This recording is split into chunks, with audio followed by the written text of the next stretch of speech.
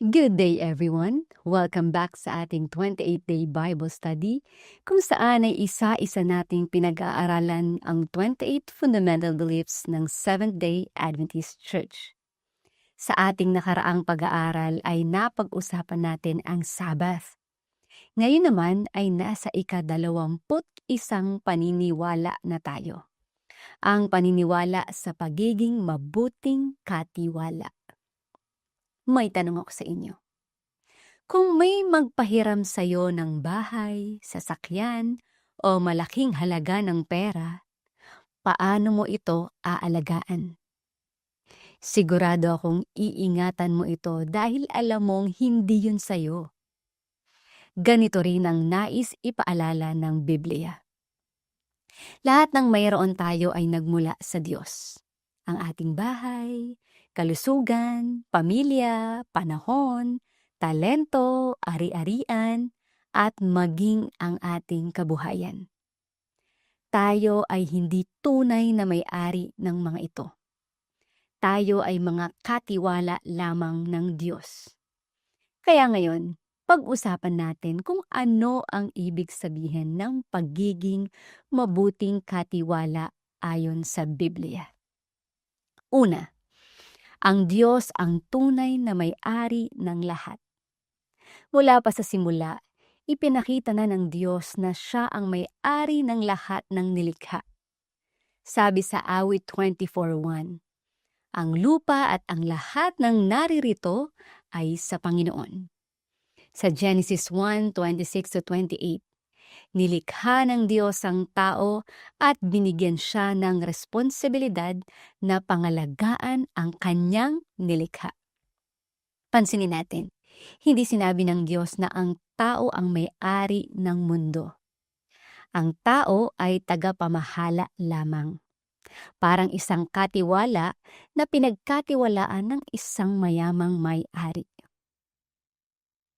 Kaya anumang meron tayo ngayon ay regalo at tiwala ng Diyos sa atin. Ikalawa, ang pagiging katiwala ay humuhubog ng ating karakter. Sa Matthew 25:14-30, ikinukwento ni Jesus ang talinghaga ng mga talento. May mga alipin na binigyan ng kanilang Panginoon ng iba't ibang halaga upang pamahalaan. Ang ilan ay naging masipag at pinalago ang pinagkatiwala sa kanila.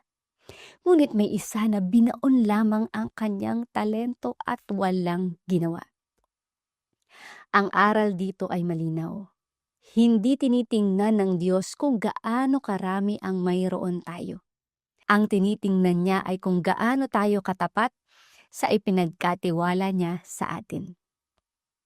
Lahat tayo ay may talento, may kakayahan, may impluwensya, may oras, may pagkakataong maglingkod. Ang tanong ay, paano natin ginagamit ang mga ito para sa Diyos? Ikatlo, ang pagiging katiwala ay sumasaklaw sa buong buhay. Kapag naririnig natin ang salitang stewardship, madalas pera agad ang pumapasok sa isip natin. Ngunit ayon sa Biblia, mas malawak ito kaysa pera. Kasama rito ang ating oras, kalusugan, pamilya, talento, impluwensya, at maging ang ating katawan. Sabi sa 1 Corinthians 4:2, ang hinihiling sa mga katiwala ay ang sila'y matagpuang tapat. Bawat araw na ibinibigay sa atin ng Diyos ay pagkakataon upang gamitin ang ating buhay para sa kanyang kaluwalhatian. Kaya mahalagang itanong natin sa ating sarili, ginagamit ko ba ang aking oras para sa Diyos? Pinangangalagaan ko ba ang aking katawan bilang templo ng Espiritu Santo? Ginagamit ko ba ang aking mga talento upang pagpalain ang iba? Ikaapat, ang pagbibigay ay bahagi ng mabuting pamamahala. Isa sa mga konkretong paraan ng pagiging mabuting katiwala ay ang tapat na pagbabalik ng ikapu at pagbibigay ng handog. Sa Malakias 3:10, sinabi ng Diyos, "Dalhin ninyo ang buong ikapu sa kamalig." Hindi ito dahil kailangan ng Diyos ang ating pera.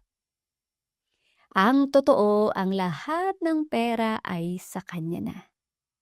Ang ikapu ay paalala na kinikilala natin siya bilang pinagmumulan ng lahat ng ating pagpapala. Kapag tayo ay nagbibigay, ipinapakita natin ang ating pananampalataya at pagtitiwala sa Diyos. Sinasabi natin, "Panginoon, Ikaw ang nagbibigay ng lahat ng aking pangangailangan."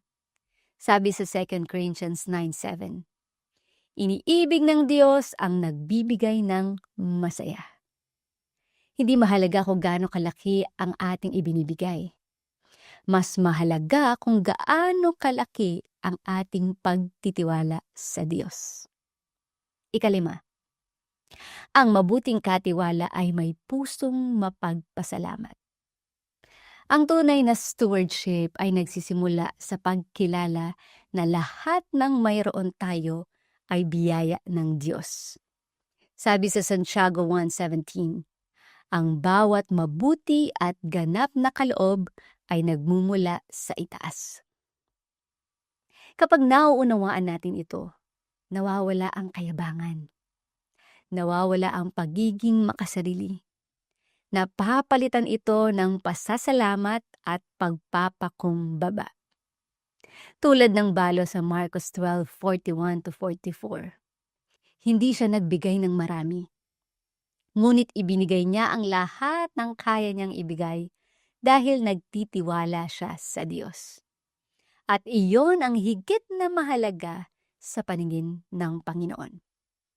Kaya ano ang ating paniniwalaan ngayon? Ang Diyos ang tunay na may-ari ng lahat.